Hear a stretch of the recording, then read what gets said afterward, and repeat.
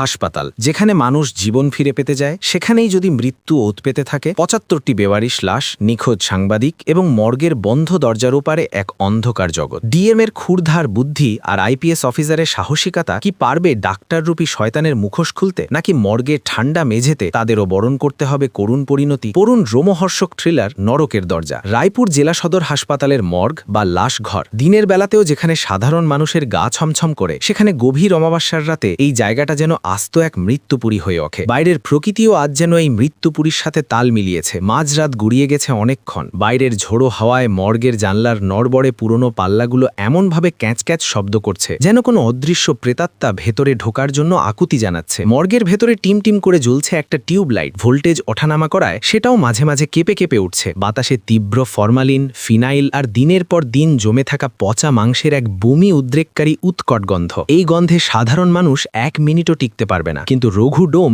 এখানে দিব্যি বসে আছে। রঘুর হাতের আঙুলগুলো বিড়ির ধোঁয়ায় কালচে হয়ে গেছে। নখগুলোর ভেতরে জমে আছে জমাট বাঁধা রক্তের দাগ, কখনো মানুষের, কখনো বা অন্য কিছুর। সে অভ্যস্ত চোখে দেওয়াল ঘড়ির দিকে তাকালো। ঘড়ির কাঁটা টিকটিক করে এগিয়ে চলেছে। রাত 2:14 আর মাত্র 1 মিনিট। ঠিক এই সময়টাই হলো সেই সময়। রঘুর হৃৎস্পন্দন সামান্য বাড়ল। যদিও সে জানে ভয়ের কিছু নেই, তবু অভ্যেসবশত সে চারপাশটা একবার দেখে নিল। রঘু দেওয়ালের কোণে লাগানো সিসিটিভি ক্যামেরাটার দিকে তাকালো। আধুনিক প্রযুক্তির এই ছোট্ট যন্ত্রটি তাদের পথের একমাত্র কাঁটা। ক্যামেরার নিচে ছোট্ট লাল আলোটা জ্বলছে, যেন রক্তচক্ষু মেলে সবকিছু দেখছে। সে একটা লম্বা শ্বাস নিয়ে বিড়িতে শেষ সুখ টান দিল। ধোঁয়াটা কুণ্ডলি পাকিয়ে ওপরের দিকে উঠে গেল। তারপর সে এগিয়ে গেল মেন সুইচ বোর্ডের দিকে। তার পায়ে চটি নেই, খালি পায়ের খসখস শব্দ মর্গের নিস্তব্ধতায় অদ্ভুত শোনালো। মেইন লাইটটা অন থাকলো, কিন্তু সিসিটিভির কানেকশন তারের গোছা থেকে সে অত্যন্ত দক্ষ হাতে একটা নির্দিষ্ট কালো তার বিচ্ছিন্ন করে দিল। লাল আলোটা নিভে গেল। মনিটরে এখন শুধুই অন্ধকার। হাসপাতালের রেকর্ড বুকে আগামীকাল সকালেই লেখা হবে, যান্ত্রিক ত্রুটির কারণে রাত 2:15 থেকে ভোর 4টে পর্যন্ত মর্গের সিসিটিভি অকেজো ছিল। এই একই অজুহাত গত কয়েক বছর ধরে চলে আসছে। কেউ প্রশ্ন তোলে না বা প্রশ্ন তোলার সাহস পায় না। রঘু বিড়িটা মেঝেতে ফেলে পা দিয়ে পিষে দিল, যেন কোনো সাক্ষ্য প্রমাণ নষ্ট করছে। তারপর মর্গের ভারী স্টিলের মরচে ধরা দরজাটা সামান্য ফাঁক করল। বাইরে কেউ নেই, শুধু বৃষ্টির একটানা শব্দ আর ঝিঁঝি পোকার ডাক। করিডোরের শেষ মাথায় একটা কুকুর করুণ সুরে কেঁদে উঠল। রঘু ফিসফিস করে অন্ধকারের উদ্দেশ্যে বলল, স্যার, লাইন ক্লিয়ার, নরকের দরজা খোলা। অন্ধকার করিডোর ছিঁড়ে একটা দীর্ঘকায় ছায়ামূর্তি এগিয়ে এলো। গায়ে ধবধবে সাদা অ্যাপ্রন, মুখে সার্জিক্যাল মাস্ক, মাথায় ক্যাপ আর হাতে নীল রঙের latex gloves. Doctor Rudraprasad Sanyal, এই জেলার সবথেকে নামকরা সিনিয়র সার্জন, হাসপাতালের সুপারিনটেন্ডেন্ট এবং সাধারণ মানুষের চোখে সাক্ষাৎ দেবতুল্য মানুষ। কত মুমূর্ষ রোগীকে তিনি মৃত্যুর মুখ থেকে ফিরিয়ে এনেছেন তার ইয়ত্তা নেই। কিন্তু এই মর্গের 4 দেওয়ালের ভেতর যখন ক্যামেরা বন্ধ হয়ে যায়, তখন এই দেবতুল্য মানুষটি যা হয়ে ওঠেন তাকে শয়তান বললেও কম বলা হয়। তার চশমায় করিডোরের আবঝা আলো প্রতিফলিত হলো। রুদ্রপ্রসাদ ভেতরে ঢুকে দরজাটা ভেতর থেকে ভারী লক করে দিলেন। তিনি শান্ত,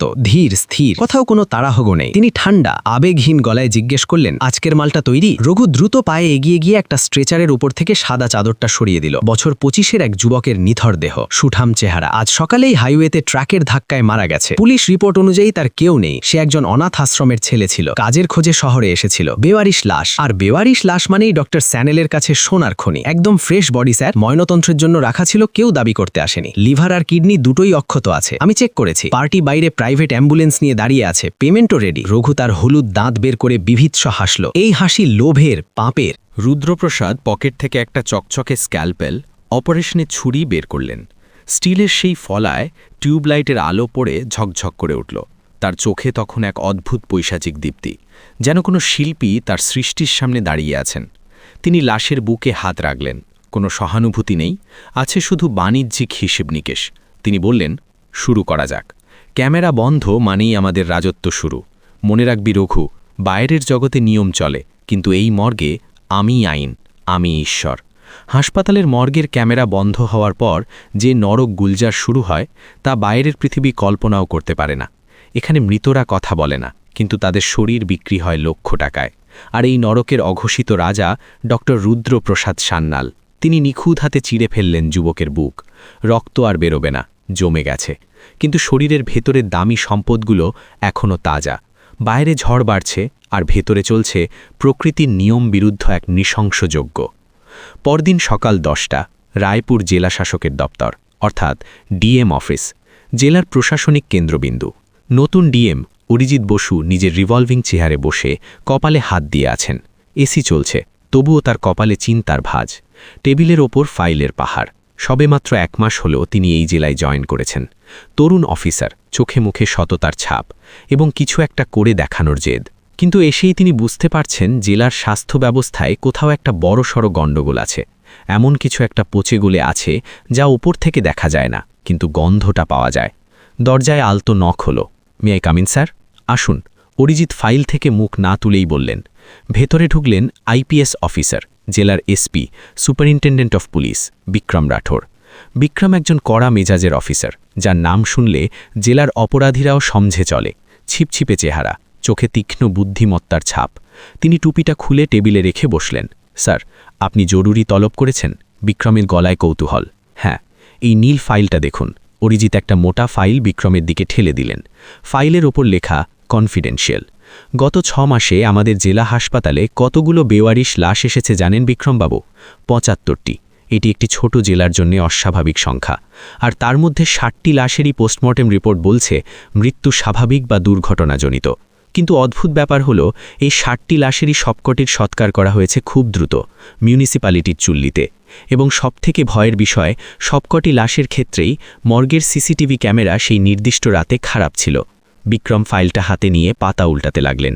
তার ভুরু কুঁচকে গেল। গ্রাফ, চার্ট আর পুলিশ রিপোর্টের কপি, সবকটি আঙ্গুল নির্দেশ করছে একটি নির্দিষ্ট প্যাটার্নের দিকে। আপনি কি বলতে চাইছেন স্যার, অর্গান ট্রাফিকিং? বিক্রম সরাসরি প্রশ্ন করলেন। আমি কিছু বলছি না, পরিসংখ্যান কথা বলছে। ডক্টর রুদ্রপ্রসাদ সান্যাল, হাসপাতালের সুপার, ওনার বিরুদ্ধে বেনামি কিছু চিঠি এসেছে আমার কাছে। লোকে ভয়ে নাম লেখে না। চিঠিতে লেখা মর্গে নাকি মাঝরাতে অপারেশন হয়, মৃত মানুষের অপারেশন। ভাবা যায়? অরিজিৎ চশমাটা খুলে টেবিলে রাখলেন। তার চোখ দুটো ক্লান্ত। ব্যাপারটা কি বিশ্বাসযোগ্য? একজন নামকরা ডাক্তার, সোশ্যাল ওয়ার্কার, তিনি এসব করবেন? বিক্রম গম্ভীর মুখে ফাইলের দিকে তাকিয়ে বললেন, রুদ্রপ্রসাদ সান্যাল খুব প্রভাবশালী লোক স্যার। স্থানীয় এমএলএ থেকে শুরু করে স্বাস্থ্য দপ্তরের মন্ত্রী, সবার সাথে ওনার ওঠা বসা। গত বছর ওনাকে জেলার গর্ব সম্মান দেওয়া হয়েছে। ওনার বিরুদ্ধে হাত দেওয়া মানে মৌচাকে ঢিল মারা। কিন্তু বিক্রম একটু থামলেন, যেন কিছু একটা ভাবছেন। কিন্তু কি? অরিজিৎ উৎসুক হয়ে সামনে ঝুঁকলেন। গত সপ্তাহে আমার কাছে একটা মিসিং ডায়েরি এসেছে। সমীরণ দাস নামে এক ফ্রিল্যান্স সাংবাদিক। ছেলেটা সাহসী ছিল, একটু বেশিই সাহসী। সে নাকি হাসপাতালের কিছু অনিয়মের খোঁজ পেয়েছিল। তার স্ত্রীর দাবি, সমীরণ নাকি তাকে বলেছিল সে এমন কিছু প্রমাণ পেয়েছে যা সারা রাজ্যকে কাঁপিয়ে দেবে। তারপর থেকে সে নিখোঁজ। তার বাইকটা পাওয়া গেছে হাইওয়ের ধারে, দুমড়ানো মুচড়ানো অবস্থায়, কিন্তু বডি পাওয়া যায়নি। পুলিশ কুকুর বাইকের গন্ধ শুকে হাসপাতালের পেছনের জঙ্গল পর্যন্ত গিয়েছিল, তারপর আর এগোয়নি। অরিজিৎ সোজা হয়ে বসলেন। তার মেরুদণ্ড দিয়ে একটা ঠান্ডা স্রোত বয়ে গেল। সাংবাদিক নিখোঁজ আর বডি পাওয়া যায়নি? আমার কেন জানি মনে হচ্ছে এই সব কিছুর কেন্দ্রবিন্দু ওই মর্গ। বিক্রম, আমি চাই আপনি নিজে ব্যাপারটা দেখুন, কিন্তু খুব সাবধানে। অফিসিয়ালি কিছু করা যাবে না এখনই। আমাদের হাতে প্রমাণ চাই, সলিড প্রমাণ। সান্যাল ভুল করার লোক নন। বিক্রম উঠে দাঁড়ালেন। তার চোয়াল শক্ত হলো। তিনি টুপিটা পরলেন। চিন্তা করবেন না স্যার, মর্গ থেকে যদি নরকের গন্ধ বের হয়, তবে সেই নরকে ঢোকার রাস্তাও আমি খুঁজে বের করব। আর সাংবাদিক সমীরণ দাস যদি ওই হাসপাতালের চৌহদ্দিতে শেষ নিঃশ্বাস ত্যাগ করে থাকে, তাহলে তার হাড়গুলোও কথা বলবে। দুপুরের কড়া রোদ। হাসপাতালের মর্গ চত্বরটা এখন একটু শান্ত। মর্গের পেছনের বারান্দায় বসে রঘু ডোম ভাত খাচ্ছিল। টিনের থালায় মোটা চালের ভাত আর ডাল। তার পাশে বসেছিল নতুন জয়েন করা ওয়ার্ড বয় কার্তিক। কার্তিক ছেলেটা গ্রাম থেকে এসেছে, সহজ সরল এবং একটু ভীতু প্রকৃতির। সে বারবার মর্গের বন্ধ দরজার দিকে তাকাচ্ছিল, যেন দরজাটা তাকে গিলে খেতে আসছে। কিরে, ওভাবে কি দেখছিস? ভূত দেখলি নাকি? রঘু ভাতের দলা মুখে দিতে দিতে বলল, তার গলায় উপহাস। কার্তিক একটু শিউরে উঠল। সে এদিক ওদিক তাকিয়ে ফিসফিস করে বলল, রঘুদা, কাল রাতে আমি একটা অদ্ভুত আওয়াজ শুনেছি। রঘু খাওয়া থামিয়ে কার্তিকের দিকে তাকাল।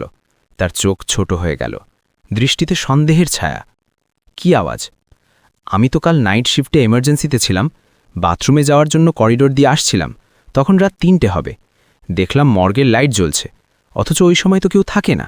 আর ভেতর থেকে কেমন যেন যান্ত্রিক আওয়াজ আসছিল, যেমন করাত দিয়ে কাঠ বা হাড় কাটার আওয়াজ হয়, করর করর করর করর। আর ডক্টর স্যান্যালকে বের হতে দেখলাম। তার এপ্রেনের রক্তের ছিটে ছিল। রঘু ভাতের থালাটা ঠেলে সরিয়ে দিল। তার খাওয়ার রুচি চলে গেছে। সে উঠে দাঁড়িয়ে কার্তিকের কাঁধে হাত রাখল। হাতটা অস্বাভাবিক ভারী মনে হলো কার্তিকের কাছে। শোন খোকা, রঘুর গলাটা খাদে নামল। বেশি জানলে বেশি দিন বাঁচা যায় না। তুই যা শুনেছিস, যা দেখেছিস, সব ভুলে যা। এটা হাসপাতাল, এখানে রাতে অনেক কিছুই হয়, সব মনে রাখতে নেই। আর ডক্টর স্যান্নাল, উনি ভগবান, ভগবানের গায়ে রক্তের দাগ থাকতে পারে না, ওটা তোর মনের ভুল। কার্তিক রঘুর চোখের দিকে তাকিয়ে শিউরে উঠল, সেই চোখে ঠান্ডা খুনি দৃষ্টি। সে তাড়াতাড়ি মাথা নেড়ে বলল, না না, আমি কাউকে বলবো না রঘুদা, আমি কিছু দেখিনি। ভালো, মনে রাখিস, মর্গের ক্যামেরা যখন বন্ধ হয় তখন এখানকার নিয়মও বদলে যায়। সেই নিয়মে নাক গলালে তুই নিজেই একটা কেস হয়ে যাবি, তখন তোকে ওই টেবিলে শুতে হবে। রঘু হাসল, কিন্তু সেই হাসিতে কোনো আনন্দ ছিল না। বিক্রম রাঠোর সময় নষ্ট করার মানুষ নন। তিনি সেদিন বিকেলেই সিভিল ড্রেসে হাসপাতালে এলেন, সাথে তার সবথেকে বিশ্বস্ত সাব ইন্সপেক্টর রাকেশ, সেও সাদা পোশাকে। তারা সাধারণ রোগীর আত্মীয় সেজে হাসপাতালের পরিবেশ পর্যবেক্ষণ করতে লাগলেন। হাসপাতালটা বেশ বড়, পুরনো আমলের লাল ইটের ব্রিটিশ বিল্ডিং, দেওয়ালগুলোর শ্যাওলা জমেছে। করিডোরে উপচে পড়া ভিড়, রোগীদের হাহাকার, ওষুধের কড়া গন্ধ, স্ট্রেচারের চাকার শব্দ আর দালালদের দৌরাত্ম্য। বিক্রম লক্ষ্য করলেন এমার্জেন্সি ওয়ার্ড থেকে মর্গ পর্যন্ত যাওয়ার রাস্তাটা একটু নির্জন, আর সেখানে সিসিটিভি ক্যামেরাগুলো এমন অদ্ভুত পজিশনে লাগানো যাতে কিছু নির্দিষ্ট ব্লাইন্ড স্পট তৈরি হয়, অর্থাৎ কেউ যদি ওই নির্দিষ্ট পথ দিয়ে কিছু নিয়ে যায় ক্যামেরায় ধরা পড়বে না। এটা কাকতলীয় হতে পারে না, এটা সুপরিকল্পিত। স্যার, ওই দেখুন, রাকেশ ইশারা করলেন। করিডোরের উল্টো দিক দিয়ে ডক্টর রুদ্রপ্রসাদ স্যান্নাল রাউন্ডে আসছেন, তার সাথে 4-5 জন জুনিয়র ডাক্তার আর নার্স। ধবধবে সাদা এপ্রন, গলায় স্টেথোস্কোপ, মুখে গাম্ভীর্য।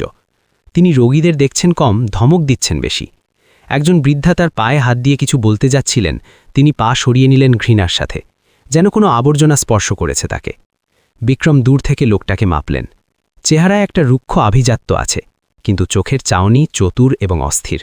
শিকারী বাঘ যেমন হরিণের পালের দিকে তাকায়, স্যান্নাল সেভাবে রোগীদের দিকে তাকাচ্ছেন। হঠাৎ একটা হট্টগোল শোনা গেল মর্গের সামনের চত্বরে।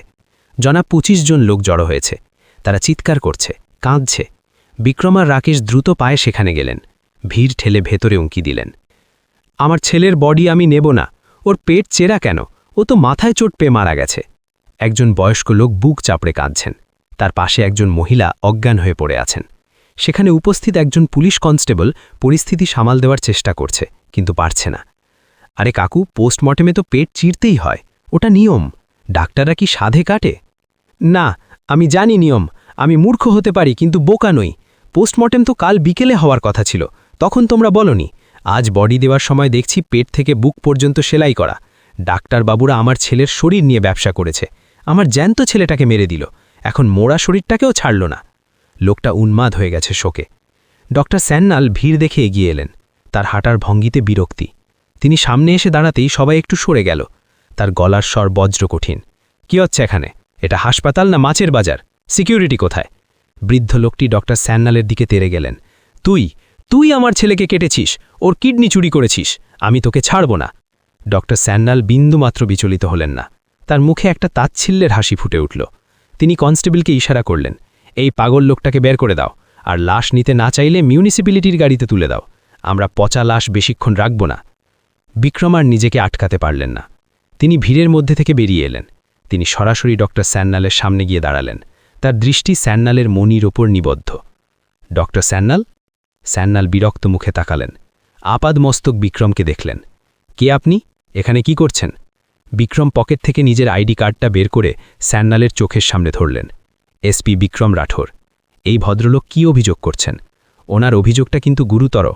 স্যান্নালের মুখের অভিব্যক্তি এক মুহূর্তের জন্য বদলে গেল, চোখের কোণে ভয়ের একটা ঝিলিক খেলে গেল, কিন্তু তিনি দ্রুত নিজেকে সামলে নিলেন।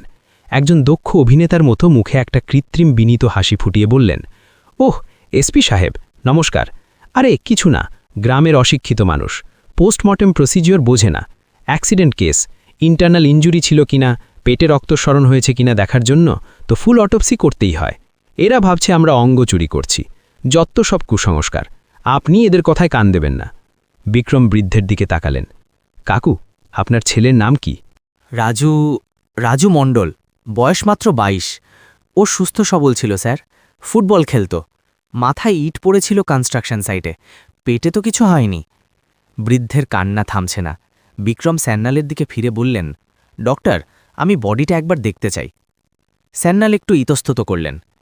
এখন বডি তো প্যাক করে দেওয়া হয়েছে, প্লাস্টিক মোড়ানো, আর আত্মীয়রা তো এখানে সিন ক্রিয়েট করছে, ইনফেকশনের ভয় আছে।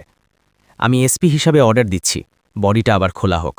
বিক্রমের গলার স্বর নিচু, কিন্তু তাতে ইস্পাতের দৃঢ়তা ছিল। এখনই। অনিচ্ছা সত্ত্বেও স্যান্নাল মর্গের কর্মীদের নির্দেশ দিলেন বডি বের করার জন্য। রঘুডোম ভিড়ের আড়াল থেকে লাশটা বের করে আনল। তার মুখটা শক্ত। বিক্রম ভালো করে লক্ষ্য করলেন রঘুকে। লোকটার হাবভাব সুবিধের নয়, চোরের মতো চাহনি। রাজুর পেটের মাঝখান দিয়ে লম্বা সেলাই। সেলাইটা খুব নিখুঁত, যেন কোনো দক্ষ সার্জেনের হাতে করা। সাধারণ পোস্টমর্টমের সেলাই এত পরিপাটি হয় না, সেখানে একটা অগোছালো ভাব থাকে। এই সেলাইটা বলে দিচ্ছে এটা কোনো তাড়াহুড়ো করে করা কাজ নয়, বরং সময় নিয়ে করা সার্জারি। বিক্রমের সন্দেহ ঘনীভূত হল। তিনি স্যান্নাইকে বললেন, পোস্টমর্টেম রিপোর্টটা আমি দেখতে চাই, অরিজিনাল কপি। এখনই তো তৈরি হয়নি, ড্রাফট হয়েছে, টাইপ করতে হবে। আপনি কাল অফিসে পেয়ে যাবেন। স্যান্নাল চটজনিহ উত্তর দিলেন। তার কপালে সামান্য ঘাম। বিক্রম বুঝলেন, ডাল মে কুচ কালা হ্যায়। তিনি বললেন, ঠিক আছে, কিন্তু এই বডি এখন দাহ করা হবে না। আমি সেকেন্ড অটোপসি চাই। ফরেন্সিক টিম আসবে কলকাতা থেকে। আমি ডিএম স্যারের সাথে কথা বলে নিচ্ছি। এই কথা শুনে ডক্টর স্যান্নালের মুখটা ছাই বর্ণ হয়ে গেল। তিনি বললেন, মিস্টার রাঠোর, আপনি কিন্তু ডাক্তারদের সততা নিয়ে প্রশ্ন তুলছেন। এর ফল ভালো হবে না। সামান্য সন্দেহের বসে আপনি বডি আটকে রাখতে পারেন না। অ্যাসোসিয়েশন স্ট্রাইক ডাকতে পারে, তখন সব দায় কিন্তু আপনার। বিক্রম হাসলেন, ঠান্ডা হিমশীতল হাসি। ডাক্তারদের সততা নিয়ে আমার প্রশ্ন নেই ডক্টর। প্রশ্ন তাদের নিয়ে যারা ডাক্তারির আড়ালে কসাইয়ের কাজ করে। বডি পুলিশ কাস্টাডিতে থাকবে। কনস্টেবল, বডি মর্গের 1 নম্বর লকারে রাখো, চাবি আমার কাছে থাকবে।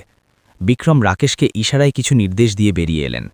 তিনি জানেন তিনি এখন বিষধর সাপের লেজে পা দিয়েছেন। সাপ ফনা তুলতে দেরি করবে না। গভীর রাত। ডিএম বাংলোর বাইরের লনে মুষলধারে বৃষ্টি হচ্ছে। প্রকৃতির রুদ্ররূপ। অরিজিৎ এবং বিক্রম ড্রয়িং রুমে বসে আছেন। তাদের সামনে ধুমায়িত কফি, কিন্তু কেউ কফি স্পর্শ করছেন না। পরিবেশ থমথমে। স্যার, আমার সন্দেহ 100% সঠিক। আমি রাজু মণ্ডলের বডি থেকে নিশ্চিত কিছু মিসিং পাব, লিভার কিংবা কিডনি। কিন্তু সমস্যা হলো কলকাতা থেকে ফরেন্সিক টিম আসতে আসতে কাল বিকেল। স্যান্নালের মধ্যে বসে থাকবেন না, ওরা প্রমাণ লোপাট করার চেষ্টা করবে। মর্গের ডুপ্লিকেট চাবি নিশ্চয়ই আছে। অরিজিৎ চিন্তিত মুখে বললেন, স্যান্নাল আমাকে ফোন করেছিল 1/2 ঘন্টা আগে, খুব চোটে আছে। বলছে পুলিশ নাকি হ্যারাস করছে। লোকাল মিনিস্টারও ফোন করেছিলেন। আমার উপর চাপ বাড়ছে বিক্রম, ওরা চাইছে বডিটা রিলিজ করে দেওয়া হোক। স্যার, আমাদের আজ রাতেই কিছু একটা করতে হবে। ওই নিখোঁজ সাংবাদিক সমীরণ দাসের কথা মনে আছে? আমার সোর্স খবর দিয়েছে সমীরণ দাস নিখোঁজ হবার দিন শেষবারই হাসপাতালের আশেপাশেই ছিল। আর আজ রাতে, গলা নামালেন বিক্রম, আজ রাতে মর্গে একটা বড় ডেলিভারি হবার কথা আছে। ডেলিভারি? কিসের? Organ, human organ. আমার ইনফর্মার রঘুডমকে ফোনে কথা বলতে শুনেছে। বড় পার্টি, ফ্রেশ মাল, এইসব কোড ল্যাঙ্গুয়েজ। আজ রাতে যদি আমরা ওদের হাতে নাতে ধরতে না পারি, তাহলে আর কোনো দিন পারব না। স্যান্নাল পালিয়ে যাবে বা প্রমাণ নষ্ট করে দেবে। অরিজিৎ উঠে দাঁড়ালেন, জানলার কাছে গিয়ে বৃষ্টির দিকে তাকালেন। প্ল্যান কি? Operation blackout. বিক্রম দৃঢ় গলায় বললেন, আমি নিজে আজ রাতে মর্গের ভেতরে থাকব। ভেতরে? কিভাবে? অরিজিৎ অবাক হয়ে ঘুরে তাকালেন। লাশ হিসেবে। বিক্রমের চোখে এখন শিকারীর দৃষ্টি। একটা ফেক এনকাউন্টার কেস সাজিয়ে আমাকে মর্গে ঢোকানো হবে। আমার শার্টের বোতামে থাকবে স্পাই ক্যামেরা, যা লাইভ ফিড পাঠাবে আপনার ল্যাপটপে। যেই মুহূর্তে স্যান্নাল ছুরি চালাবে, আপনি ফোর্স নিয়ে ঢুকে পড়বেন। এটা খুব ঝুঁকিপূর্ণ বিক্রম। যদি ওরা আগেই বুঝতে পারে? ঝুঁকি না নিলে এই শয়তানকে ধরা যাবে না স্যার। নরকের দরজার ওপারে কি হয় তা দেখার জন্য আমাকে নরকেই নামতে হবে। রাত 1:30। হাসপাতালের মর্গ। বৃষ্টির দাপট বেড়েছে। বিদ্যুতের চমকানিতে মাঝে মাঝে আলোকিত হয়ে উঠছে চারপাশ। হাসপাতালের পেছনের গেট দিয়ে একটা পুলিশ ভ্যান নিঃশব্দে ঢুকল। ভ্যান থেকে স্ট্রেচারে করে একটা বডি নামানো হলো। আপাদমস্তক সাদা চাদরে ঢাকা। সাথে সাব ইন্সপেক্টর রাকেশ এবং 2 জন কনস্টেবল। রঘুডম গেটে দাঁড়িয়ে বিড়ি ঠুকছিল। সে এগিয়ে এলো। কি কেস স্যার, এত রাতে? রাকেশ গম্ভীর মুখে বললেন, এনকাউন্টার। জঙ্গলে গুলিবিদ্ধ হয়েছে। আনআইডেন্টিফাইড। এসপি স্যারের অর্ডার, বডি মর্গের 1 নম্বর চেম্বারে রাখতে হবে। কাল সকালে মিডিয়া আসার আগে কেউ যেন টাচ না করে। খুব সেন্সিটিভ কেস। রঘু বডিটার দিকে তাকালো। চাদরের ওপর দিয়েও বোঝা যাচ্ছে বেশ লম্বা চওড়া শরীর। সে মনে মনে খুশি হল। এমন তাগড়াই বডি মানেই ভালো মাল। সে মাথা নেড়ে বলল, ঠিক আছে স্যার, রেখে দিন, আমি দেখে রাখব। রাকেশ বডিটা মর্গের ভেতরে একটা খালি ট্রলিতে রেখে বেরিয়ে এলেন। যাওয়ার সময় রঘুর হাতে 500 টাকার একটা নোট গুজে দিয়ে বললেন, খেয়াল রাখিস, কেউ যেন ধারে কাছে না আসে। রঘু গেট বন্ধ করে দিল। তারপর পকেট থেকে মোবাইল বের করে সান্যালকে ফোন করল। স্যার, লটারি, পুলিশ একটা এনকাউন্টারের বডি রেখে গেছে, একদম ফ্রেশ, কোনো আত্মীয় স্বজন নেই, অজ্ঞাত পরিচয়। 1 ঘন্টার মধ্যে যদি আসেন কাজ হয়ে যাবে। পার্টিকে খবর দেব? ওপাশে সান্যালের উল্লসিত স্বর শোনা গেল। Good, very good. রাজুর বডি নিয়ে ঝামেলা হচ্ছে, তাই আজ মাল ডেলিভারি দিতেই হবে। আমি আসছি, আজ ডাবল ইনকাম। ক্যামেরা অফ করে দে। রঘু ফোন রেখে সেই পরিচিত সুইচবোর্ডের দিকে গেল। রাত তখন 1:45। সে সিসিটিভির সুইচ অফ করে দিল। লাল আলোটা নিভে গেল। নরকের দরজা আবার খোলা। রঘু বিড়বিড় করল। সে জানে না আজ নরকের দরজা দিয়ে স্বয়ং যমরাজ ঢুকেছেন, কিন্তু মৃতের বেশে। সাদা চাদরের নিচে শুয়ে থাকা লাশটি আসলে এসপি বিক্রম রাঠর। তার হাতে লোডেড সার্ভিস রিভলভার। বুকের ধূপকুপানি তিনি জোর করে নিয়ন্ত্রণে রেখেছেন। তার শার্টের বোতামে লুকানো ক্যামেরা চালু হয়ে গেছে। রাত 2টো। মর্গের ভেতর এখন পিনপতন নিস্তব্ধতা। বিক্রম চাদরের নিচে ঘাপটি মেরে শুয়ে আছেন। মর্গের ঠান্ডা কনকনে ভাব হাড়ের ভেতর ঢুকে যাচ্ছে। ফরমালিনের গন্ধে তার দম বন্ধ হয়ে আসছে, কিন্তু তিনি পাথর হয়ে আছেন। তিনি শুনতে পেলেন ভারী দরজা খোলার শব্দ এবং সাথে জুতোর আওয়াজ। খট খট খট। ডক্টর সান্যালের গলার আওয়াজ। কোনটা? এই যে স্যার, রঘুর গলা। পায়ের শব্দ এগিয়ে আসছে বিক্রমের দিকে। তার হৃৎস্পন্দন বেড়ে গেল। তিনি অনুভব করলেন কেউ তার পায়ের কাছে এসে দাঁড়াল। ভালোই স্বাস্থ্য। সান্যাল চাদরের উপর দিয়ে বিক্রমের বুকে হাত রাখলেন। বিক্রম শ্বাস বন্ধ করে রাখলেন। হার্টবিট নেই তো? সান্যাল নিজের রসিকতায় নিজেই হাসলেন। পৈশাচি হাসি। স্যার, শুরু করব? রঘু জিজ্ঞেস করল। হ্যাঁ, জলদি। 3টের মধ্যে ভ্যান আসবে। এর লিভার আর কর্নিয়া দুটোরই বায়ার রেডি, দেরি করবি না। খসখস শব্দ। সান্যাল তার ইনস্ট্রুমেন্ট বক্স খুলছেন। ধাতব লোহা একে অপরের সাথে ঘষা খাচ্ছে। বিক্রম বুঝতে পারলেন সময় হয়ে এসেছে। তিনি মানসিকভাবে প্রস্তুত হলেন। হঠাৎ সান্যাল বললেন, দাঁড়া রঘু, এই লোকটার হাতে এটা কি? ঘড়ি? এনকাউন্টারের লাশের হাতে দামি ডিজিটাল ঘড়ি দেখে সান্যাল একটু থমকে গেলেন। বেওয়ারিশ লাশের হাতে অ্যাপল ওয়াচ। অদ্ভুত তো। তিনি নিচু হয়ে চাদরটা মুখের উপর থেকে সরাতে গেলেন। ঠিক সেই মুহূর্তে বিক্রম চোখ খুললেন এবং চাদরটা এক ঝটকায় সরিয়ে উঠে বসলেন। তার হাতের রিভলভার সোজা সান্যালের কপালে তাক করা। Surprise doctor! বিক্রম গর্জন করে উঠলেন। তার গলার আওয়াজ মর্গের দেওয়ালে প্রতিধ্বনিত হল। সান্যাল ভয়ে 2 পা পিছিয়ে গেলেন। তার হাত থেকে স্ক্যালপেলটা মেঝের ওপর ঝনঝন করে পড়ে গেল। রঘু ভয়ে জমে গেছে। তার মুখ হাঁ হয়ে গেছে। কে কে আপনি? ভূত? সান্যাল তোতলে উঠলেন। আমি আপনাদের কর্মফলের দেবতা। বিক্রম ট্রলি থেকে নামলেন।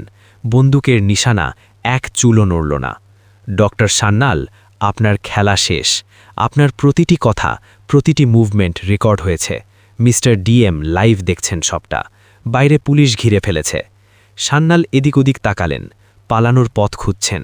তার চোখে এখন খুনি উন্মাদের দৃষ্টি। রঘু হঠাৎ দেওয়ালের কোণে রাখা একটা ভারী লোহার রড তুলে নিয়ে বিক্রমের দিকে তেড়ে এলো। সে মরিয়া। মার ওকে, না হলে আমরা শেষ। সান্যাল চিৎকার করলেন। রঘু রডটা দিয়ে বিক্রমের মাথায় আঘাত করতে গেল। বিক্রম নিচু হয়ে নিজেকে বাঁচালেন এবং রঘুর পেটে একটা সজোরে লাথি মারলেন। রঘু ছিটকে গিয়ে পড়ল পাশের একটা লাশের ট্রলির ওপর। ট্রলিটা উল্টে গেল আর সেখান থেকে গড়িয়ে পড়ল একটা পচা গলা লাশ। প্লাস্টিকের মোড়ক ছিঁড়ে বেরিয়ে এলো বিভৎস এক দৃশ্য। সেই লাশের মুখটা দেখে বিক্রম থমকে গেলেন। পচে গেলেও মুখটা চেনা চেনা। এটা সেই নিখোঁজ সাংবাদিক সমীরণ দাস। তার বুকটা চেরা, সেলাই করা, কিন্তু পেটটা অস্বাভাবিক চ্যাপটা, যেন ভেতরে কিচ্ছু নেই, ফাঁপা। এই কয়েক সেকেন্ডের সুযোগ নিলেন ডক্টর সান্যাল। তিনি পকেট থেকে একটা সিরিঞ্জ বের করলেন, যার মধ্যে হয়তো বিষাক্ত পটাশিয়াম সায়ানাইড ছিল, এবং হিংস্র পশুর মতো ঝাঁপিয়ে পড়লেন বিক্রমের ওপর। বিক্রম এবং সান্যালের ধস্তাধস্তি শুরু হলো। সান্যাল শারীরিক শক্তিতে বিক্রমের সাথে পারবেন না, কিন্তু তিনি এখন জীবন বাঁচাতে মরিয়া। তিনি পৈশাচিক শক্তিতে বিক্রমের গলা চেপে ধরলেন। সিরিঞ্জটা বিক্রমের ঘাড়ের কাছে নামিয়ে আনছেন। বিক্রম এক হাতে সান্যালের হাতটা আটকে রেখেছেন, কিন্তু সিরিঞ্জটা ইঞ্চিতে ইঞ্চিতে কাছে আসছে। রঘুও উঠে দাঁড়াচ্ছে টলতে টলতে। তার হাতে এখন সেই স্ক্যালপেলটা। সে বিক্রমের পিঠের দিকে এগোচ্ছে। তুই মরবি পুলিশ, আজ তোকেও কেটেই বিক্রি করব, কেউ জানবে না তুই কোথায় গেলি। সান্যাল হিসিস করে বললেন। তার মুখ দিয়ে লালা ঝরছে। বিক্রমের শ্বাস বন্ধ হয়ে আসছে। তিনি একা, বাইরে ঝড়, কেউ তার চিৎকার শুনতে পাবে না। ডিএম ফোর্স পাঠালেও তাদের আসতে অন্তত 10 মিনিট লাগবে, আর তার হাতে সময় আছে মাত্র কয়েক সেকেন্ড। রঘু ছুরি হাতে বিক্রমের পিঠের দিকে একদম কাছে চলে এসেছে। সান্যাল সামনে থেকে চাপ দিচ্ছেন। মৃত্যু 2 দিক থেকে ঘিরে ধরেছে বিক্রমকে। হঠাৎ ঠিক সেই মুহূর্তে মর্গের লাইট দপ করে নিভে গেল। লোডশেডিং নাকি অন্য কিছু? শুধু জানলা দিয়ে আসা বিদ্যুতের চমকানিতে দেখা যাচ্ছে দুটো শয়তানের ছায়া। অন্ধকারের মধ্যে বিক্রমের কানের কাছে ভেসে এলো এক অশরীরী হাড়হিম করা হাসি। খিলখিল করে কেউ হাসছে, কিন্তু সেই হাসি সান্যাল বা রঘুর নয়। হাসিটা যেন মেঝের নিচ থেকে আসছে, কিংবা ওই উল্টে পড়া সাংবাদিকের লাশের দিক থেকে। বাতাস হঠাৎ ভারী হয়ে গেল। রঘু থমকে দাঁড়ালো। হাত থেকে স্ক্যালপেল পড়ে গেল মেঝেতে। স্যার, কে হাসল? তার গলায় আতঙ্কের শেষ সীমা। অন্ধকারে নরক তার আসল রূপ দেখাতে শুরু করেছে। বিজ্ঞান যেখানে শেষ হয়, সেখান থেকেই কি অন্য কিছুর শুরু হয়? রায়পুর হাসপাতালের মর্গের ভিতর তখন গাঢ় অমাবস্যার অন্ধকার। কেবল জানলার ভাঙা কাঁচ দিয়ে আসা বিদ্যুতের নীলচে ঝলকানিতে মাঝে মধ্যে দৃশ্যমান হয়ে উঠছে ভেতরের নারকীয় পরিবেশ, যেখানে জীবন ও মৃত্যুর সীমানা মুছে গেছে। সেই হাড়হিম করা অশরীরী হাসির রেশ মিলিয়ে যাওয়ার আগেই রঘু ডোম বিকট চিৎকার করে উঠল। এক অমানবিক আর্তনাদ যা মর্গের স্যাঁতস্যাঁতে দেওয়ালগুলোতে ধাক্কা খেয়ে প্রতিধ্বনিত হল।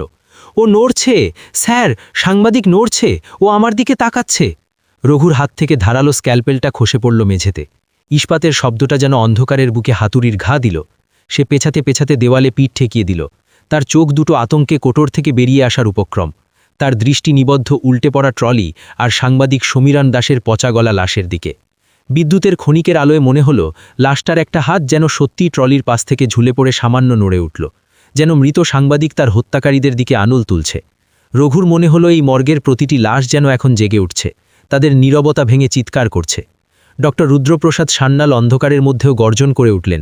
তার গলার স্বরে ভয়ের চেয়ে বিরক্তি এবং মরিয়া ভাব বেশি। চুপ কর গাধা, মরা মানুষ নড়ে না, ওটা তোর মনের ভুল, হ্যালোসিনেশন। লাইট বাতি জ্বালা, আমাদের কাজ শেষ করতে হবে, পুলিশটা এখনো মরেনি। কিন্তু এই কয়েক সেকেন্ডের বিভ্রান্তিই যথেষ্ট ছিল এসপি বিক্রম রাঠোরের জন্যে। সান্যালের মনোযোগ রঘুর চিৎকারে সামান্য সরে গিয়েছিল, আর সেই সুযোগে বিক্রম নিজের অবশিষ্ট সর্বশক্তি দিয়ে সান্যালের বুকে একটা সজোরে ধাক্কা মারলেন। সান্যাল টাল সামলাতে না পেরে হুমড়ি খেয়ে পড়লেন পাশের একটা স্টিলের ইনস্ট্রুমেন্ট টেবিলের ওপর। ঝনঝন শব্দে কাঁচি, ছুরি, ফরসেপ আর হাড় কাটার করাতগুলো ছড়িয়ে পড়ল মেঝেতে। তার হাত থেকে সেই প্রাণঘাতী বিষ ভর্তি সিরিঞ্জটা দূরে অন্ধকারে হারিয়ে গেল। ভেঙে যাওয়া কাচের শব্দ শোনা গেল। বিক্রম দ্রুত উঠে দাঁড়ালেন। তার সারা শরীর ব্যথা করছে, ধস্তাধস্তিতে শার্ট ছিঁড়ে গেছে, কিন্তু অ্যাড্রেনালিনের প্রভাবে তিনি এখন অদম্য।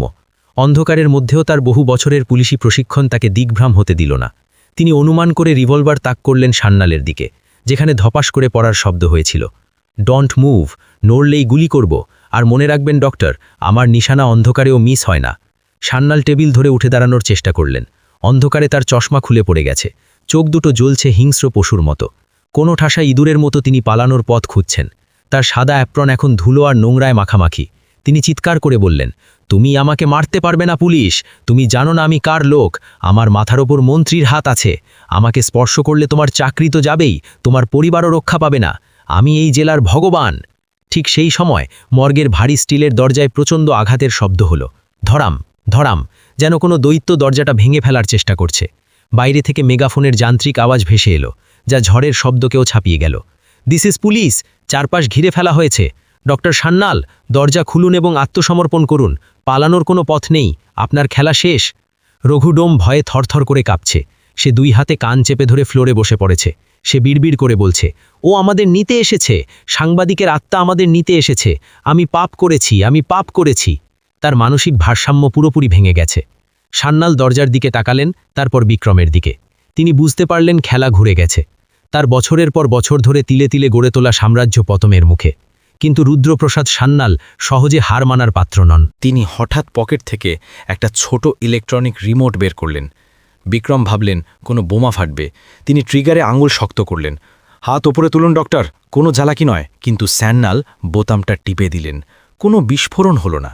বদলে মর্গের পেছনের দেওয়ালের, যেখানে লাশ রাখার বিশাল বিশাল ফ্রিজারগুলো থাকে, তার ঠিক পাশের একটা কাঠের প্যানেল স্লাইডিং ডোরের মতো যান্ত্রিক শব্দে নিঃশব্দে সরে গেল। ওটা একটা গোপন রাস্তা। হাসপাতালের ম্যাপে বা আর্কিটেকচারাল প্ল্যানে এই রাস্তার কোনো অস্তিত্ব নেই। সান্যাল সেই অন্ধকারের দিকে দৌড় দিলেন। বিক্রম চিৎকার করলেন, থামুন, এবং গুলি চালালেন। গুরুম। মর্গের বদ্ধ ঘরে গুলির আওয়াজ কানের পর্দা ফাটিয়ে দেওয়ার মতো শোনালো। গুলিটা স্যান্নালের পায়ে লাগলো না, লাগলো দরজার ফ্রেমের পাশে কংক্রিটে। আগুনের ফুলকি ছড়ালো। স্যান্নাল খুঁড়িয়ে খুঁড়িয়ে সেই গোপন সুড়ঙ্গে ঢুকে গেলেন এবং ভেতর থেকে সুইচ টিপে দরজাটা বন্ধ করার চেষ্টা করলেন। বিক্রম দেওয়ালের দিকে ছুটে গেলেন, কিন্তু রঘু হঠাৎ তার পা জড়িয়ে ধরল। আমাকে বাঁচান স্যার, আমাকে এখানে ফেলে যাবেন না, ওই ভূতটা আমাকে মেরে ফেলবে। বিক্রম রঘুকে এক ঝটকায় ছাড়িয়ে নিলেন। তার দিকে ফিরে তাকানোর সময় নেই। গোপন দরজাটা পুরোপুরি বন্ধ হওয়ার আগেই তিনি নিজের বন্দুকের বাঁট দিয়ে সেটা আটকে ধরলেন। গায়ের জোরে দরজাটা ঠেলে তিনি ভেতরে ঢুকলেন। এটা একটা সরু নিচু প্যাসেজ, যা মাটির নিচ দিয়ে হাসপাতালের পুরনো ও পরিত্যক্ত বয়লার রুমের দিকে গেছে। বাতাস এখানে ভারী, ভ্যাপসা, আর হাজার হাজার ইঁদুরের দৌড়াদৌড়ির শব্দ। দেওয়ালগুলো শ্যাওলা ধরা, ছাদ থেকে ফোঁটা ফোঁটা নোংরা জল পড়ছে। পায়ের নিচে কিসের যেন হাড়গোড় ভাঙার শব্দ হচ্ছে। সামনে স্যান্নালের পায়ের শব্দ শোনা যাচ্ছে। তিনি দৌড়াচ্ছেন না, বরং চটপট করে হাঁটছেন। হয়তো অন্ধকারে তিনিও হোঁচট খাচ্ছেন। বিক্রম টর্চ জ্বালালেন না, পাছে তিনি নিজেই টার্গেট হয়ে যান। তিনি অন্ধকারের সাথে মিশে গিয়ে নিঃশ্বাস চেপে এগোতে থাকলেন। সুড়ঙ্গটা ক্রমশ নিচের দিকে নামছে। নাকে আসছে একটি তীব্র রাসায়নিকের গন্ধ, স্পিরিট, ফরমালিন আর পচা রক্তের এক অদ্ভুত মিশ্রণ। সুড়ঙ্গের মাঝপথে বিক্রম একটা ছোট কুঠুরি দেখতে পেলেন, যার দরজা খোলা। মোবাইলের আলো জেলে তিনি 1 সেকেন্ডের জন্য ভেতরে উকি দিলেন, এবং যা দেখলেন তাতে তার রক্ত হিম হয়ে গেল। ওটা একটা গোপন স্টোরেজ রুম বা কোল্ড স্টোরেজ। কয়েকটা পোর্টেবল ইন্ডাস্ট্রিয়াল ফ্রিজার রাখা আছে। সেগুলোর উপর লেবেল সাঁটা, কিডনি, লিভার, কর্নিয়া। পাশে একটা টেবিলে নোটবুক, যেখানে টাকার অঙ্ক আর বায়ারের নাম কোড ল্যাঙ্গুয়েজে লেখা। দেওয়ালের তাকে সাজানো কাঁচের জারে মানুষের নানা অঙ্গ প্রত্যঙ্গ। এটাই সেই নরকের খনি, যেখান থেকে স্যান্নাল তার কালো সাম্রাজ্য চালাতেন। বিক্রম সময় নষ্ট করলেন না। তিনি আবার ছুটলেন। সুড়ঙ্গের শেষে একটা লোহার মই দেখা যাচ্ছে, যা ওপরের দিকে উঠে গেছে। স্যান্নাল মই বেয়ে ওপরে উঠছেন। তার হাঁপানোর শব্দ শোনা যাচ্ছে। মুইয়ের ডালা খোলার শব্দ হল, এবং এক ঝলক বৃষ্টির জল আর দমকা হাওয়া ভেতরে ঢুকল। স্যান্নাল ওপরে উঠে হ্যাচডোরটা বন্ধ করার চেষ্টা করলেন, কিন্তু বিক্রম ততক্ষণে মুইয়ের মাঝখানে। তিনি কাঁধ দিয়ে ধাক্কা দিয়ে ওপরে উঠলেন। খোলা বাতাস, হাসপাতালের পেছনের ঘন জঙ্গল এলাকা। বৃষ্টির তোড় এখন একটু কমেছে, কিন্তু মাটি পিচ্ছিল কাদা হয়ে আছে। জায়গাটা হাসপাতালের মেইন বিল্ডিং থেকে অনেকটা দূরে, পরিত্যক্ত স্টাফ কোয়ার্টারের পেছনে। স্যান্নাল কাদায় আছাড় খেয়েও উঠে দাঁড়িয়েছেন। সামনে একটা কালো রঙের এসইউভি জিপ গাড়ি দাঁড়িয়ে আছে, ঝোপের আড়ালে লুকানো। এটাই তার emergency exit plan. Sanyal zip গাড়ির দিকে খুঁড়িয়ে খুঁড়িয়ে দৌড়াচ্ছেন। তার পরনে সেই গর্বের প্রতীক সাদা অ্যাপ্রন এখন কাদায় মাখামাখি, ঠিক যেমন তার চরিত্র আজ সবার সামনে উন্মোচিত। তিনি পকেট থেকে চাবি বের করে কাঁপা হাতে গাড়ির দরজা খুলতে যাবেন, এমন সময় চারদিক থেকে তীব্র হ্যালোজেন লাইট জ্বলে উঠল। অন্ধকারের বুক চিরে সেই আলো স্যান্নালকে ঘিরে ধরল। তিনি চোখ ধাঁধিয়ে ফেললেন, হাত দিয়ে মুখ ঢাকলেন। গাড়ির ঠিক সামনেই হেডলাইট জ্বালিয়ে দাঁড়িয়ে আছে ডিএম অরিজিৎ বসুর সরকারি গাড়ি, এবং পেছনে 2 ট্রাক সশস্ত্র পুলিশ। জঙ্গলটা এখন দিনের আলোর মতো উজ্জ্বল। গাড়ির সামনের সিট থেকে ছাতা মাথায় দিয়ে নেমে এলেন ডিএম অরিজিৎ বসু। তার পাশে এসপি অফিসের বড়বাবু এবং স্পেশাল ফোর্সের কমান্ডোরা বন্দুক তান করে ঘিরে ধরেছে স্যান্নালকে। অরিজিৎ কাদার ওপর দিয়ে ধীর পায়ে এগিয়ে এলেন। তার হাতে সেই ল্যাপটপ, যাতে কিছুক্ষণ আগে পর্যন্ত স্যান্নালের মর্গের ভেতরের কুকীর্তি লাইভ দেখা যাচ্ছিল। তিনি শান্ত কিন্তু কঠোর গলায় বললেন, ডক্টর স্যান্নাল, আপনার অপারেশন থিয়েটার এখন আমাদের দখলে। Game is over. পালানোর চেষ্টা করবেন না, তাতে শুধু ব্যথাটাই বাড়বে। আপনার সিন্ডিকেটের প্রত্যেকটি লোকের নাম এখন আমাদের কাছে। স্যান্নাল ফ্যাল করে তাকালেন। তার দম্ভ, তার অহংকার, তার রাজনৈতিক খুঁটির জোর সব যেন বৃষ্টির জলে ধুয়ে যাচ্ছে। তিনি জানতেন না যে বিক্রমের শরীরে ক্যামেরা ছিল। তিনি জানতেন না যে পুরো প্রশাসন আজ তার বিরুদ্ধে একজোট। তিনি হাঁটু গেড়ে বসে পড়লেন কাদার মধ্যে। আকাশের দিকে তাকিয়ে একবার অদ্ভুত দৃষ্টিতে হাসলেন, পাগলের হাসি, যেন মেনে নিলেন তার পতন। পুলিশ এগিয়ে এসে তাকে হাতকড়ি পরাল। ভোর 4টে। হাসপাতালের মর্গ চত্বর। জেনারেটর চালু হয়েছে। মর্গের আলো আবার জ্বলছে, কিন্তু সেই আলোতে এখন আর রহস্য নেই, আছে শুধু অপরাধের নগ্ন রূপ। ফরেন্সিক টিম আর পুলিশে গিজগিজ করছে জায়গাটা। মিডিয়ার ক্যামেরাগুলো এখন ব্যারিকেডের বাইরে অপেক্ষা করছে ব্রেকিং নিউজ কভার করার জন্য। মর্গের এক কোণে হাতকড়ি পরা অবস্থায় বসে আছে রঘু ডোম এবং হাসপাতালের আরও 3 জন কর্মচারী, যারা এই চক্রের সাথে জড়িত ছিল। রঘু এখনও বিড়বিড় করছে, তার দৃষ্টি স্থির। ডক্টর স্যান্নালকে পুলিশ ভ্যানে তোলা হয়েছে, তার মুখে এখন কোনো কথা নেই, শুধু শূন্য দৃষ্টি। বিক্রম সাংবাদিক সমীরণ দাসের লাশের সামনে দাঁড়িয়েছিলেন। তিনি ভিজে পোশাকেই আছেন, গায়ে একটা তোয়ালে জড়ানো। ফরেন্সিক ডাক্তার বডি পরীক্ষা করছেন। বিক্রম জিজ্ঞেস করলেন, কি মনে হচ্ছে ডাক্তার, রিপোর্ট কি বলছে? ফরেন্সিক এক্সপার্ট ডাক্তার মিত্র গ্লাভস খুলতে খুলতে হতাশায় মাথা নাড়লেন। ভয়ঙ্কর মিস্টার রাঠোর, অমানবিক। সমীরণের পেটের ভেতর থেকে লিভার, কিডনি, এমনকি প্যাঙ্ক্রিয়াসও মিসিং। শরীরের ভেতরটা ফাঁকা করে দেওয়া হয়েছে, শুধু তুলো, গজ আর প্লাস্টিক ভরা, যাতে লাশের আকার ঠিক থাকে। আর সেলাইটা এত নিখুঁত যে বাইরে থেকে বোঝা অসম্ভব। এটা কোনো সাধারণ পোস্টমর্টম নয়, এটা হাইলি প্রফেশনাল সার্জারি। ছেলেটাকে মারাই হয়েছে এই অঙ্গগুলোর জন্য। বিক্রম দীর্ঘশ্বাস নিলেন। তার মনে পড়ল সমীরণের বিধবা স্ত্রীর কথা। অন্তত তারা এখন সত্যিটা জানবে। রাকেশ এসে স্যালুট দিয়ে রিপোর্ট দিল, স্যার, ওই গোপন সুড়ঙ্গের ভেতর থেকে আমরা প্রচুর এভিডেন্স পেয়েছি। ফ্রিজারে হিউম্যান অর্গান ছাড়াও প্রচুর নগদ টাকা, বিদেশি মুদ্রা এবং পাসপোর্ট পাওয়া গেছে। স্যান্নাল আজ রাতেই দেশ ছেড়ে পালানোর প্ল্যান করেছিল। অরিজিৎ বসু বিক্রমের পাশে এসে দাঁড়ালেন। তার হাতে দুটো গরম কফির কাপ। একটা বিক্রমের দিকে বাড়িয়ে দিয়ে বললেন, অসাধারণ কাজ করেছেন বিক্রম, আপনার সাহস না থাকলে এই চক্র কোনোদিন ভাঙা যেত না। কিন্তু একটা ব্যাপার এখনও বুঝলাম না। আমি লাইভ ফিডে দেখছিলাম রঘু হঠাৎ ভয় পেয়ে চিৎকার করে উঠল।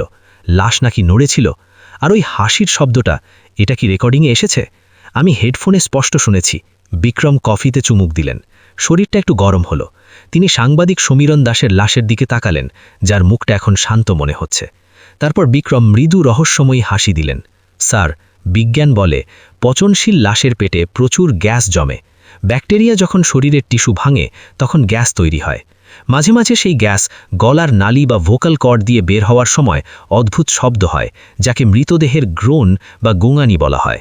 আর পেশি সংকোচনের ফলে বা গ্যাসের চাপে হাত পা নড়ানো অস্বাভাবিক নয়। এসবই বায়োলজিক্যাল ফেনোমেনা। কিন্তু ঠিক ওই মুহূর্তেই কেন লোডশেডিং হলো? আর ঠিক ওই চরম মুহূর্তে যখন আমি প্রায় মরতে বসেছিলাম, স্যান্নাল আমাকে বিষ দিতে যাচ্ছিল, ঠিক সেই সময়ই কেন সমীরণের লাশ থেকে ওই শব্দটা বেরোলো, যা রঘুকে ভয় পাইয়ে দিল এবং আমাকে পাল্টা আক্রমণের সুযোগ করে দিল? এই টাইমিংটা, এটা হয়তো বিজ্ঞানের ব্যাখ্যার বাইরে। একে হয়তো বলে পোয়েটিক জাস্টিস বা প্রকৃতির বিচার। মৃতরাও হয়তো মাঝে মাঝে তাদের খুনিদের শাস্তি দিতে চায়। সমীরণ দাস নিজের জীবনের বিনিময়ে স্টোরিটা শুরু করেছিল, আর মৃত্যুর পরেও সে সেটা শেষ করে দিয়ে গেল। বিক্রম সমীরণের লাশের চাদরটা সম্মানের সাথে টেনে মুখটা ঢেকে দিলেন। ও আজ জিতে গেছে স্যার। ও প্রমাণ করে দিল সত্যকে কবর দেওয়া যায় না। 3 মাস পর রায়পুর সেশনস কোর্ট। আদালতের কাঠগড়ায় দাগিয়ে ডক্টর রুদ্রপ্রসাদ স্যান্নাল। তার সেই দম্ভ আর নেই। চুল পেকে গেছে, গাল ভেঙে গেছে, চোখের নিচে কালির ছোপ। তার বিরুদ্ধে অকাট্য প্রমাণ পেশ করেছেন সরকারি অভিযোক্তা। বিক্রমের শার্টের ক্যামেরার ফুটেজ, গোপন কুঠুরির অর্গান, ফরেন্সিক রিপোর্ট এবং রঘুর রাজসাক্ষী হিসেবে দেওয়া জবানবন্দি, সব মিলিয়ে ফাঁসির দড়ি এখন সময়ের অপেক্ষা। বিচারক যখন রায় ঘোষণা করছেন, স্যান্নাল মাথা নিচু করে দাঁড়িয়ে রইলেন। আদালতের বাইরে হাজার হাজার মানুষের ভিড়, যারা এতদিন এই ডাক্তারকে ভগবান মানত, আজ তারাই তার ফাঁসি চাইছে। বাইরে মিডিয়ার ভিড়, টিভিতে ব্রেকিং নিউজ চলছে। রায়পুর হাসপাতালের নরককুণ্ডের পর্দা ফাঁস। এসপি এবং ডিএমের সাহসিকতায় ফাঁস হল আন্তর্জাতিক অঙ্গ পাচার চক্র। ডক্টর স্যান্নালের মৃত্যুদণ্ডের আদেশ। অরিজিৎ এবং বিক্রম আদালতের বাইরে দাঁড়িয়েছিলেন। আকাশ আজ পরিষ্কার, ঝকঝকে রোদ। ট্রান্সফার অর্ডার এসছে বিক্রম, অরিজিৎ হাসমুখে বললেন। কোথায় sir? Headquarter, special crime branch. Promotion হয়েছে আপনার, অভিনন্দন। বিক্রম হাসলেন। ধন্যবাদ স্যার, কিন্তু একটা কথা কি জানেন? কি? হাসপাতালের ওই মর্গটা, ওটার একটা পার্মানেন্ট সলিউশন দরকার। ওখানকার দেওয়ালগুলো অনেক কান্না শুনেছে। ওটা শুধুই একটা বিল্ডিং নয়, ওটা অনেকের দীর্ঘশ্বাসের সাক্ষী। চিন্তা করবেন না, নতুন সুপারিনটেন্ডেন্ট জয়েন করেছেন, খুব ভালো মানুষ। মর্গের পুরো স্ট্রাকচার রেনোভেশন করা হচ্ছে। সিসিটিভি ক্যামেরাগুলো এখন আমি সরাসরি আমার অফিস থেকে মনিটর করি, আর ওই পুরনো ডোমদের সরিয়ে নতুন স্টাফ নেওয়া হয়েছে। সিস্টেম এখন স্বচ্ছ। রায়পুর হাসপাতালের মর্গ এখন ঝকঝকে তকতকে। নতুন সাদা রং করা হয়েছে। দুর্গন্ধ দূর করতে দামি এয়ার ফ্রেশনার লাগানো হয়েছে। সিসিটিভি ক্যামেরাগুলো এখন 24 আওয়ার্স অন থাকে। তার নিচে সবুজ আলো মিটমিট করে জ্বলে, যেন অতন্দ্র প্রহরী। হাসপাতালের পরিবেশ এখন অনেক সুস্থ, কিন্তু তবুও হাসপাতালের পুরনো কর্মীরা বলে, অমাবস্যার রাতে যখন ঝড় ওঠে আর লোডশেডিং হয়, তখন মর্গের করিডোরে নাকি কারোর ভারী বুটের হাঁটার শব্দ শোনা যায়। কেউ কেউ বলে তারা নাকি গভীর রাতে মর্গের ভেতর থেকে একটা ফিসফিসানি শুনতে পায়। ক্যামেরা বন্ধ করিস না, নরক অপেক্ষা করছে। হয়তো বাতাসের শব্দ, হয়তো পুরনো দরজার ক্যাচক্যাচানি, কিংবা মনের ভুল। কিন্তু একটা কথা নিশ্চিত, রায়পুর হাসপাতালের মর্গের ক্যামেরা আর কোনোদিন বন্ধ হয় না। কারণ সবাই জানে, আলো নিভলেই যেখানে মানুষ শয়তান হয়, সেখানে মৃতরাও জেগে ওঠে বিচারের আশায়। আর সেই নরকের দরজা চিরকালের জন্য বন্ধ করে দিয়েছে একজন সাহসী পুলিশ অফিসার আর একজন মৃত সাংবাদিকের অশরীরী হাসি, যা হাসপাতালের রীতিকথায় চিরকাল অমলেন হয়ে থাকবে।